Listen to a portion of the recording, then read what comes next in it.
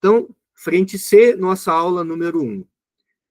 Mas o Rafael perguntou aqui, ainda referente à aula anterior, o Whittaker faz análise molecular para a classificação? É que deu uma travada aqui para mim na hora que você falou. Não, Rafael. O Robert Whittaker, ele faz análise, ele já usa um pouquinho da evolução e da ecologia, tá?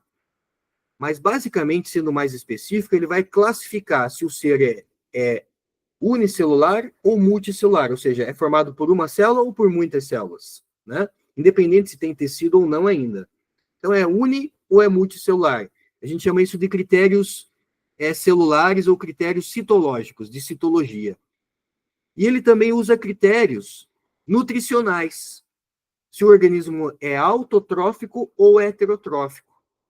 A análise molecular, ela vem em 1990, com o Carl Wiese. O Carl Wiese, ele vai usar a classificação a partir de critérios genéticos e moleculares, que é o que a gente vai ver na próxima aula, daí, tá? Mas vocês já vão receber hoje o resuminho, já falando do Carl Wiese. Veja que tudo isso que eu falo aqui para vocês, isso vai estar de alguma forma, num resumo, vai estar de uma forma transcrito para vocês também, tá? O que eu considero, assim, essencial que vocês saibam, isso eu empacoto num PDF e eu disponibilizo depois da aula, tá? Junto com os slides. Não fiquem preocupados, né? Ah, eu tenho que fazer print do slide. Todos esses slides eu empacoto eles também e vocês vão receber esses slides, tá, gente? Vamos lá, então, minha gente. Nossa última meia hora aí. Vou terminar com vocês 4 horas em ponto, né? Para não atrapalhar a programação de vocês com outros estudos e outros professores. Nós começamos aqui, então, na frente 3, ou frente C, estudando o que a gente considera como ancestral dos animais. A palavra protozoa é exatamente isso. Ancestral, né? Proto significa primitivo ou algo que veio primeiro, então um ancestral. E zoário vem de zoa, que vem de zoológico, que vem de animal, né? Você vai dizer, Giovanni, você quer me convencer que isso que está na tela aí é um ancestral de um animal? Sim. Não quero te convencer, mas eu quero te dizer que a partir de um ponto de vista da ciência, e assim como é cobrado nos vestibulares, acredita-se que os animais tenham surgido a partir de protozoários ao longo de milhões de anos, né? E a gente tem aqui, então, gente, um protozoário bem simpático, que é o paramécio, né? Essa é uma imagem de microscópio, não sei se vocês observaram, mas eu tenho aqui, ó, tem um microscópio aqui, tem uma câmera, eu consigo fazer algumas imagens que eu vou compartilhando com vocês para enriquecer as nossas aulas também, né? Então, eu tenho aqui uma imagem, né, que eu fotografei de um protozoário. O paramécio é um protozoário de água doce. Gente, qualquer chuvinha que der aí no gramado e você pegar uma poça d'água, você acha protozoário, tá? Por isso, eu vou tomar água ali da bica. Cuidado, deve ter protozoário lá. Se for paramécio, tudo bem, porque paramécio é de vida livre, não causa doença. Mas se for uma ameba, você pode desenvolver uma disenteria amebiana, né? Uma amebíase. Se for uma giardia, você pode desenvolver uma giardíase. Então, protozoários de água doce, né? Como paramécio, ameba, giardia, esses protozoários que a gente encontra facilmente no ambiente aquático, quando chove, faz uma pocinha d'água, bica, né? Vou fazer uma caminhada ali numa trilha. Aqui tem uma água natural da natureza. Cuidado, a não ser que você tenha certificação que aquela água ela é própria para consumo. Se não, filtre ou ferva aquela água, porque ela pode conter protozoários ali naquela água, tá? A gente só vai descobrir isso analisando a nível de microscópio. Não sei se alguns de vocês aqui moram em Pinhais. Em Pinhais tem um rio chamado Rio do Meio. O Rio do Meio é um rio exclusivamente, ele nasce no município de Pinhais e ele termina no município de Pinhais. E eu fui contratado para fazer uma análise da água ali, como biólogo daí, né? Desse Rio do Meio, e esse protozoário eu consegui fotografar ali naquela água, né? Então você tem aqui esse gifzinho gerado aqui, né? Você vê ali o interior da célula, mas ele é unicelular. Ele é um protozoário ciliado. Aqui você tem um outro protozoário, né, do grupo dos protozoários de vida livre aí também, né? Esse vida louca aqui, gente, é o heliozoário, ó. O heliozoário, ele parece uma hélice de helicóptero, né? Por isso chamado de heliozoário, né? Que lembra um helicóptero. Eles têm movimento, gente. Movimento, excitabilidade é uma característica de seres vivos, né? Aqui você vê uma ameba fagocitando um paramécio, né? Ó, ameba, isso aqui já peguei da internet. Essa ameba aqui, ó, ela fagocitou, ela trouxe um protozoário fagocitando outro protozoário, né? A ameba é um protozoário que tem movimento ameboide, ó, expansões citoplasmáticas. Essas expansões citoplasmáticas, gente, elas são graças ao citoesqueleto, que a gente vai estudar mais adiante, tá? Que permite que tenha essa expansão do citoplasma ali, para que a membrana plasmática possa envolver, né, fagocitar um outro organismo. Então tá aqui algumas imagens para vocês, ó. O paramécio tá aqui, o Trypanosoma cruzi tá aqui, causador da doença de Chagas, né? Temos o triconinfa aqui, né? Algumas espécies menos estudadas, mas também por curiosidade está aqui, blefarisma. Mas aquele slide que me traz algumas informações que são importantíssimas. Todos os protozoários, tá, gente? São unicelulares. Não existe protozoário multicelular. Todos são formados por uma única célula. Todos os protozoários são eucariontes, ou seja, eles têm núcleo, né? Os protozoários não fazem fotossíntese. Os protozoários são heterótrofos por ingestão. O que significa que eles ingerem partículas, ou fagocitando um outro protozoário, ou fagocitando partículas orgânicas, tá? E aí, se a gente estiver falando, por exemplo, de uma ameba, a ameba tem movimentos ameboides, expansões citoplasmáticas, que ela consegue abraçar e trazer para dentro da célula, né? Fagocitar, literalmente. O paramécio já não tem expansão citoplasmática, não consegue. Mas ele tem aqui um sulco oral, que é como se fosse a boca da célula, que o alimento entra.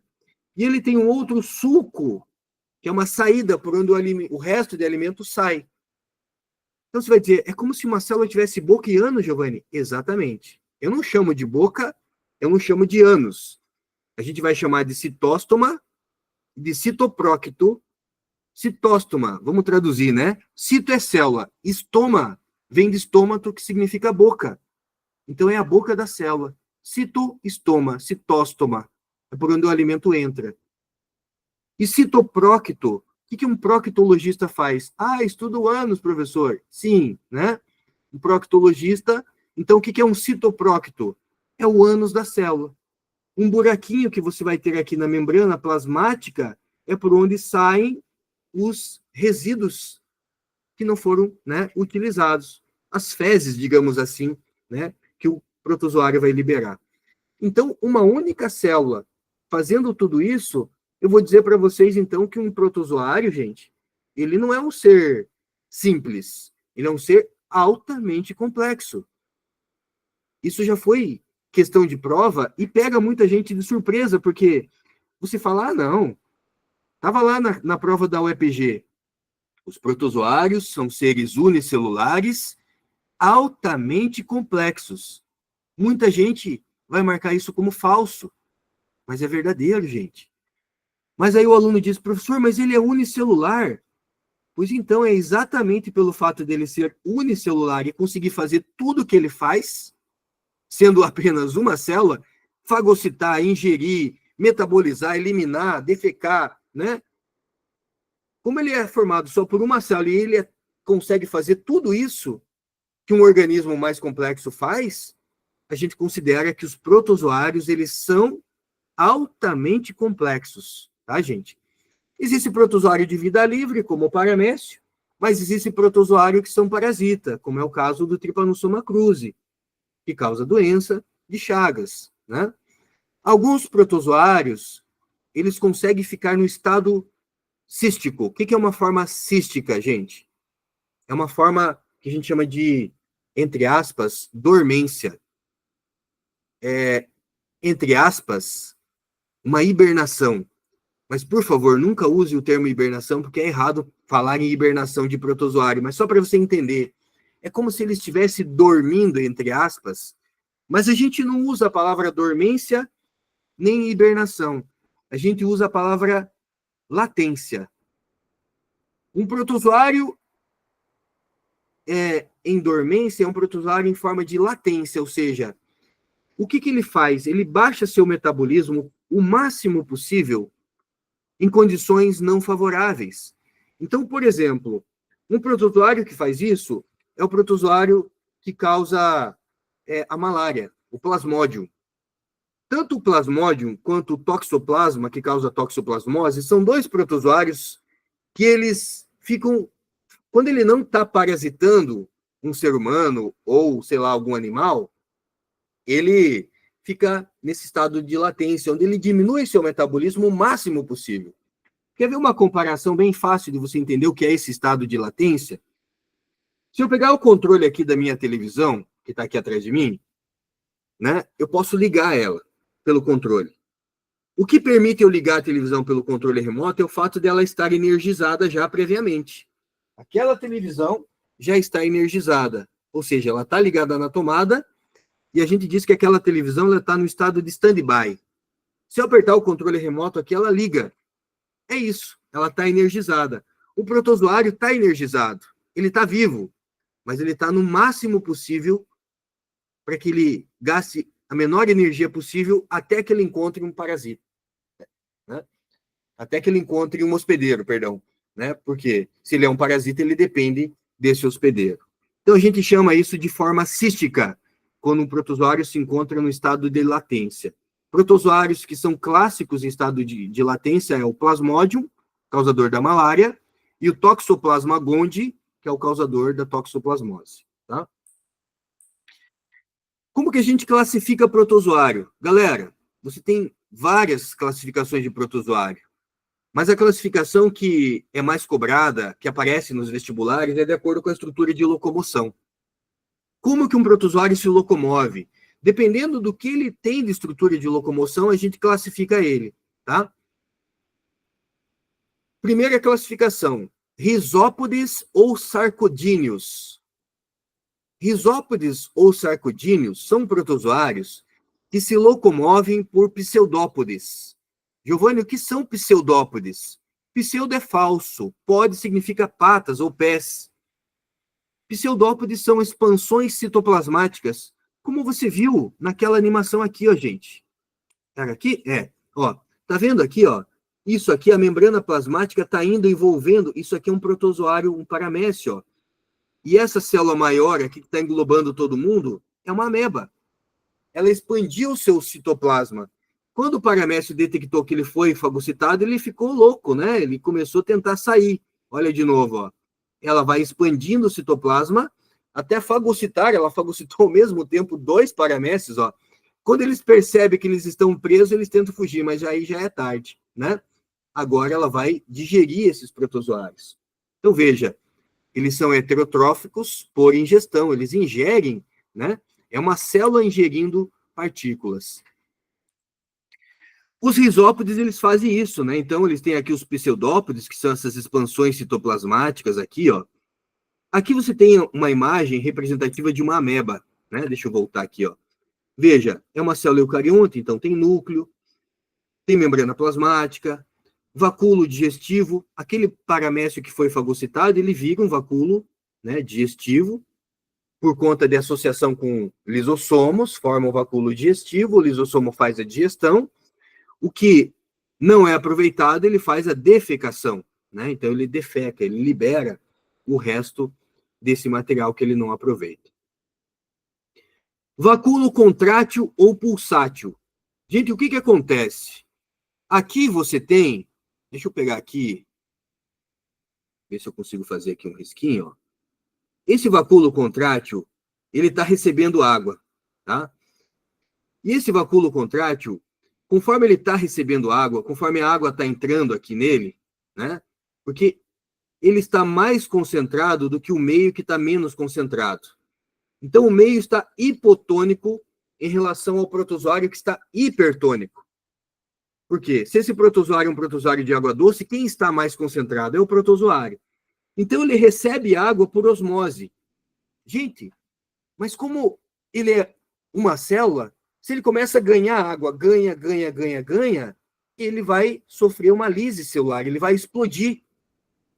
A gente chama isso de plasmoptise, né? A explosão citoplasmática, plasmoptise.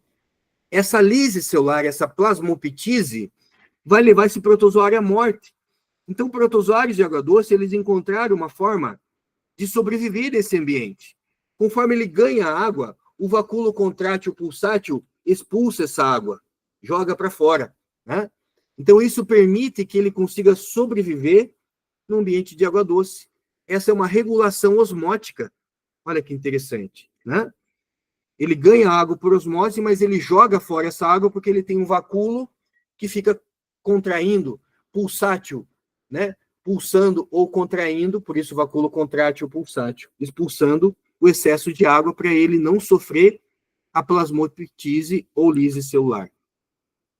O que eu posso falar mais sobre as amebas para vocês? Principais estruturas celulares, membrana plasmática, carapaça externa, presente em algumas espécies, citoplasma contendo vacúolo contrátil, presença de núcleo verdadeiro, são eucariontes, né? Todos os protozoários são eucariontes.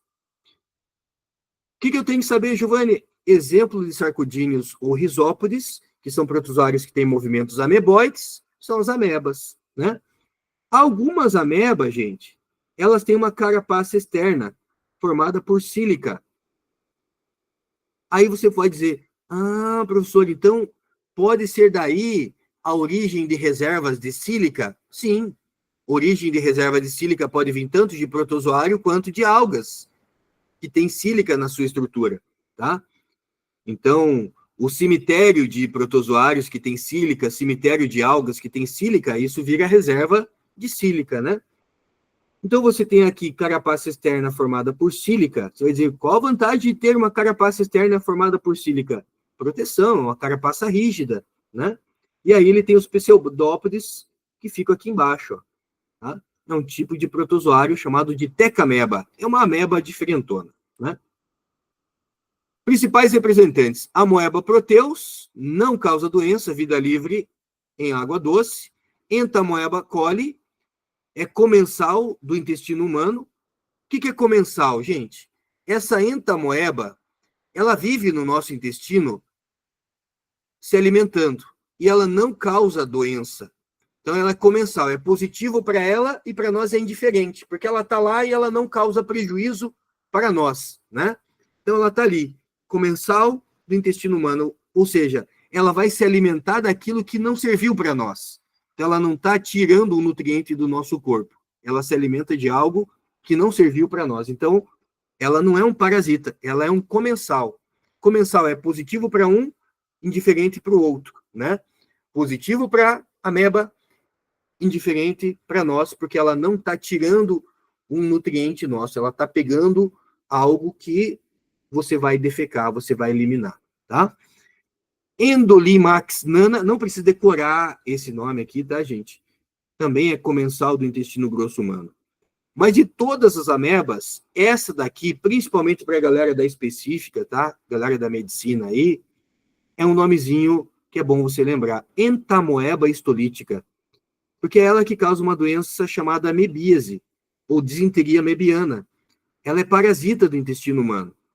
Causa uma doença denominada amebíase ou disenteria amebiana. Não vou aprofundar hoje eu só vou apresentar os protozoários para vocês. Protozoários a gente vai ver na sequência, tá? A gente volta a falar de amebíase, a gente volta a falar da entamoeba histolítica. Esses demais nomes aqui, não se preocupe com eles. Falou de sarcodínio, de risópode, lembre-se das amebas. Lembrou de amebas, lembre-se dos pseudópodes. Lembrou dos pseudópodes, lembrou das amebas, lembre-se que tem uma ameba que causa uma doença importante para o ser humano, que é a amebíase. Aqui, ó, novamente um gifzinho para vocês. Mais devagar agora aqui, a ameba fagocitando um paramécio. O paramécio está se movendo ali por cílios, né? A ameba se locomove por pseudópodes. O paramécio se locomove por cílios. Ele é um ciliado. Também já era, ó. Vai ficar preso ali. né? O segundo grupo, gente, é o grupo dos flagelados. Vai fazer um barulhinho chato agora, cuidado. Aí. Trypanosoma cruzi. Veja que é o nome científico, ó, Trypanosoma cruzi. Coloquei em itálico, né? Não sublinhei, mas coloquei em itálico. Trypanosoma cruzi causa uma doença conhecida como doença de Chagas. Giardia lamblia, ou Giardia intestinalis. Olha que simpática que ela é, gente. Essa é uma imagem de microscopia óptica, igual esse microscópio que eu tenho aqui em casa. Com microscópio óptico, eu consigo visualizar esse tipo de imagem aqui. Você diz, Giovanni, ela tem olho e boca? Não, gente. Não é olho, isso aqui são núcleos, tá? Ela tem 2 núcleos esféricos e um núcleo mais esticado aqui, ó. E isso que parece barba, bigode, isso aqui são flagelos. Então, ela é flagelado, né? Ela é um protozoário que causa uma doença importante para o ser humano. Quando eu digo importante para a gente estudar, né? Mas é uma doença, é algo ruim, né? Causa uma patologia aí, que é a giardíase. Essa outra imagem, olha a diferença. Isso aqui eu não consigo fazer aqui em casa. Isso aqui é um microscópio eletrônico. Olha a diferença de um microscópio óptico, que é uma imagem que eu consigo fazer no microscópio desse, aumentando até 2.000 vezes, para o microscópio eletrônico, né? É o ameba. Aqui você consegue ver, é núcleo mesmo, professor, não é olho não, né? É flagelo, né? Não é barba. Então, Giardia lamblia. Aqui, ó, Giardia intestinalis ou Giardia lamblia, tá, gente? Eu posso chamar só de Giardia, porque tem diferentes espécies, né? Tem a Giardia intestinalis, Giardia lamblia, como eu coloquei aqui, ó, né? Mas as duas causam uma doença chamada giardíase. Tricomonas vaginalis, que causa uma doença chamada tricomoníase. Pode ser encontrado esse protozoário ali na região da vagina, causando, né, corrimento vaginal. Trypanosoma brucei-gambiense causa uma doença chamada doença do sono.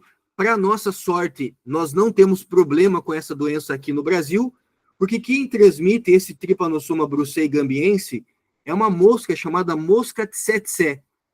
E essa mosca tsetse é uma mosca que não tem aqui no Brasil, é uma mosca lá da África. Então, lá na África é comum você ouvir falar nessa tal doença do sono. Mas não pense que é uma doença boa, e vai fazer eu dormir, não. Doença do sono, mas na verdade é uma doença que faz o cara entrar em estado de coma, né? O cara entra no estado grave de coma, né? E aí ele diz, o cara tá dormindo, né? Não tá dormindo, ele tá em coma, né? Mas aqui no Brasil não tem essa doença do sono, porque o vetor desse protozoário, ele não existe aqui na nossa, né, na nossa natureza do Brasil. Faz parte da natureza da África. Por isso a gente não escuta muito falar em doença do sono aqui no Brasil. E o Leishmania SP, quando coloca SP, significa que tem várias espécies, tá, gente? Leishmania donovance, Leishmania que está relacionada à leishmaniose tegumentar, leishmaniose canina, né? Então, uma doença chamada leishmaniose. Veja, todos eles causam doenças, todos eles são flagelados. Então, o que eu tenho para falar dos flagelados? Eles causam doenças, né? São patogênicos, são parasitas. E aí, indo já para o finalzinho da nossa aula, tem os ciliados. Ciliados, gente, eles são simpáticos, são de vida livre, não causam doença, a sua maioria. Quando eu digo que o protozoário de vida livre não causa doença. Olha como eu escrevi o nome científico dele, Paramecium sp. Eu não coloquei o epíteto específico. Quando você não coloca o epíteto específico, qual é a regra, Giovanni? Você abrevia como SP, de espécie, ou melhor, de epíteto específico, né? A gente fala espécie, mas é epíteto específico. Significa que existem várias espécies de Paramecium. Paramecium ovale, Paramecium falciparum, Paramecium donovani, né? Paramecium malariae. Então você tem aí Paramecium vivax, né? Então você tem aí várias espécies de Paramecium. Por isso que eu deixo esse SP ponto, tá? É a regrinha. Veja que o SP ponto não está em itálico, não precisa, né? Não se coloca em itálico. Aqui tem o que eu falei para vocês, olha, a região que é o sulco oral, daí vem o citóstoma, que é como se fosse a boca da célula, uma citofaringe, o vacúolo digestivo, o citopígio ou citoprócito, tá, gente? Prócito e pígio a tradução significa ânus. Pígio é ânus. Prócto é ânus. Então, é o ânus da célula, onde os resíduos são eliminados. O paramécio ele tem dois núcleos que a gente vai estudar quando falar de reprodução, mas já adianto para vocês, o macronúcleo está associado ao material genético principal dele e o micronúcleo está associado à reprodução, tá? Protozoários podem fazer trocas de micronúcleo, gerando variabilidade genética, né? É um tipo de conjugação bidirecional, onde eles trocam micronúcleos para gerar variabilidade genética. Um resuminho um pouquinho maior aqui para vocês. Ciliados, né? Principais representantes Paramecium caudatum, de vida livre. Mas dentro desse grupo tem o Balantidium coli, que é um parasita que causa uma doença chamada balantidiose, parasita do intestino grosso de suínos e seres humanos. É uma doença que a gente quase não escuta falar muito, mas tá aí para vocês, né? Balantidium coli causa uma doença chamada balantidiose. Eu vou falar mais especificamente na próxima aula. Paramecium é o que está aqui na figura, cílios revestidos por toda a célula, notar a presença de dois núcleos, o vacúolo contrátil pulsátil, porque ele também é de água doce, então a água entra por osmose, ele joga para fora para não explodir, né? E os vacúolo digestivo associado ali aos lisossomos, né, para fazer a digestão intracelular. Aqui uma imagem microscópica, dá para ver os cílios, olha só, em detalhe, dá para ver essa imagem microscópica real, tá, gente? Aqui, por que está verde, professor? Porque pegou ali um pouco de alga, né, junto com a amostra, e aqui você vê o vacúolo contrátil pulsátil. E aqui falando, né, como ele é um protozoário de água doce, ele tem essa regulação osmótica. A água entra por osmose, porque ele está mais concentrado do que o meio, mas ele expulsa essa água para fora, né, para não explodir. A água entra por transporte passivo, do tipo osmose, e ele joga essa água para fora para não, né, causar a sua morte. A gente chama, né, isso de regulação osmótica e excreção. E a gente termina essa aula falando do último grupo de protozoários, que são os que não têm estrutura de locomoção.